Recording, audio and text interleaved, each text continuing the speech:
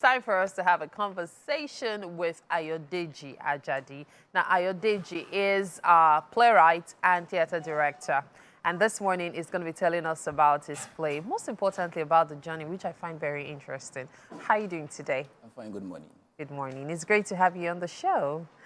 All right, so Ayodeji, when we talk about plays, the first thing that comes to your mind is, okay, the person's background, how the person became a playwright, and then, of course, when you say a theater director, there are certain expectations. How did it all begin? Okay, I think it started from church, Okay. Group of young people we just want to showcase. And for me, everybody saw play as a form of escape, but to me, I see more.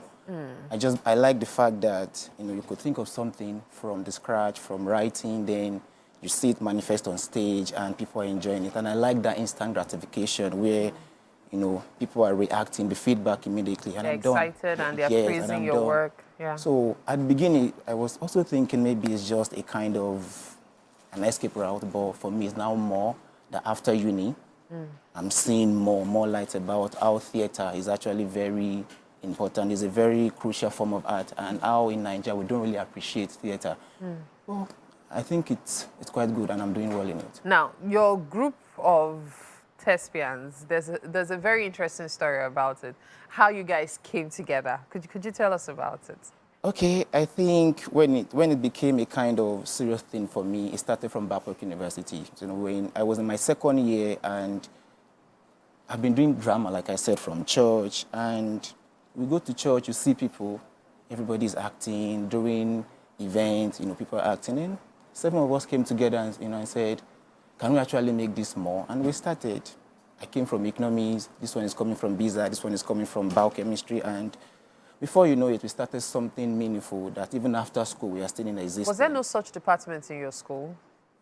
The only thing that is close to theater is English and literary studies. Oh, right. And So there was no theater department. So you guys just set yourself up. Yes, we came together and fill up that space. Wow. Then every time we have an opportunity to do presentation outside school, to have our stately outside school, people are asking, what theater school is this? And they are surprised to say, none of us is studying theater. Then when it became serious, that people are asking, oh, come and do this for us. We've done, plays with British Council. We've done play with, Lagos Fringe Festival, big events. Then we just decided, I think we should make this more serious. And now, outside Babcock, we have like a functioning group that day in, day out, we dish out productions. And in Babcock State, we still have over 200 people. Wow. Like in theater. And none of them is studying theater. And none of them is studying theater. That's amazing. Doing well at it, yeah. I'm very curious as to how you guys were able to cope with your studies, because I know in school, everybody has different schedules. So how are you guys really able to work that out? I would say we are as dedicated as thespians. After your class, and mind you, Babcock's classes start by 7. So you might have 7 to 6 back to back. Wow. Then immediately after class, from 6 to like 9, rehearsal. Wow. You don't have your weekend to yourself, and we are still not failing, because this is what people love. Yeah. What people love. And a lot of our group members, they really, the passion was to study theater. Then the only escape route, the only functioning group to do is just being in that kind of group. So tell us about your play. What is it called? The next play? Yes, the next Two play. Leaves and Turns. What did you say? Two Leaves and Turns. Two Leaves and Turns. Okay, Yes. tell us about it. So it's a law-related story. Law? Law and Okay. romance. So the two leaves is the love aspect of it, while the thorn is the law. How law and love, interplay. And now oftentimes, the law is there, but when, matters of the art are involved, you kind of bend. So how far can you go? How far can you go for somebody you love? How much can you give to make sure that love you are trying to protect, manifest in your life? Now, of course, especially in Nigeria, a lot of comedy is consumed. How do you balance comedy in your stories? Because I know many plays that you watch in Nigeria, even the ones that talk about really serious matters, to engage the audience, there has to be that bit of humor every now and then. How do you manage to put that? Because I know you're a playwright. How do you manage to put that in your For me, I don't like weak comedy. That I'm doing this comedy just to make you laugh. So I do more of witty comedy that Good. it might take you 30 seconds or 1 minute to Process like, eh. wait, what? So I hate when comedy is in your face. People do it. If I'm watching a show and I know I'm going for a comedy show, I'm going there to laugh. But when it comes to play, serious play, I don't think comedy is the only way you can pass your message. So it has to be witty. And it depends on the kind of audience we are telling the story to. If I'm going to a secondary school, to stage my play, and I know this is what we sell, I will do it. But I'm not overdoing it just because I want to make you laugh. Because we do more of what we call social theater, theater for development. There are serious issues, but it doesn't have to be overly serious that throughout the play you are just sad. So there might be a character I'm creating that this is like the comic relief. Okay, whenever you see this person, the next thing that will come out of his or her mouth is something funny. Do you get? But I hate comedy in your face. When I'm going for a comedy show, like I said, I'm fine. But so I do more of witty comedy. Witty comedy. Yeah. So how do you put your scripts together? How do you put your stories together?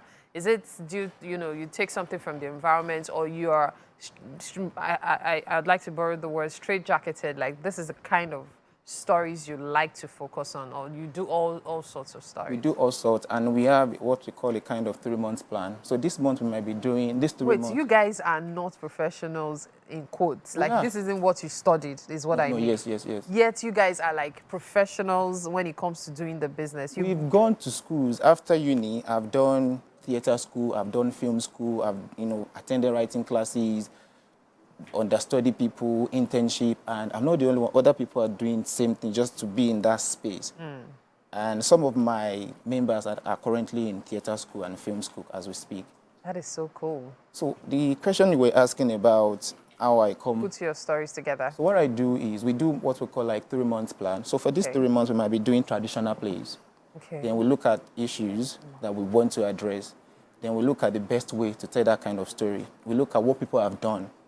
If I'm doing a play about female genital mutilation, what is on ground already? What are the other production houses? What are they doing? Research as well. Then by the time we are ready, okay, maybe this particular story was told from the perspective of a lady. What if we change the whole dynamic? Because when you look about, female power, it's always been told through the POV of a lady. What if a man is the one telling the story of women?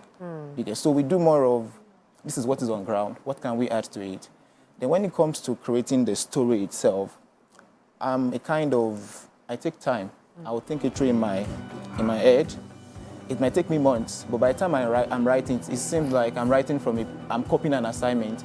I have it here, then I just so that's how I come about my Tulips and Thorns, how do I see it if I want Okay, University of Lagos, 21st of July, next week Sunday, and tickets are fast selling. We have tickets for regular, we have for students, we have for VIP and VVIP. Right, we're looking forward to watching Tulips and Thorns. I already like the title, Love and Lord, Tulips and Thorns. Yeah. Okay. Thank you so much for your time, Ayodeji, Ajadi. It's been quite an interesting conversation. Thank you, I really appreciate it. Yes, you make me feel like everybody can achieve whatever they set out to do, especially if it's your passion, if it's your dream. Most importantly, be ready to study for it, which is what he and his fellow thespians did. We'll take a break now. You're watching Wake Up Nigeria. Just stay with us.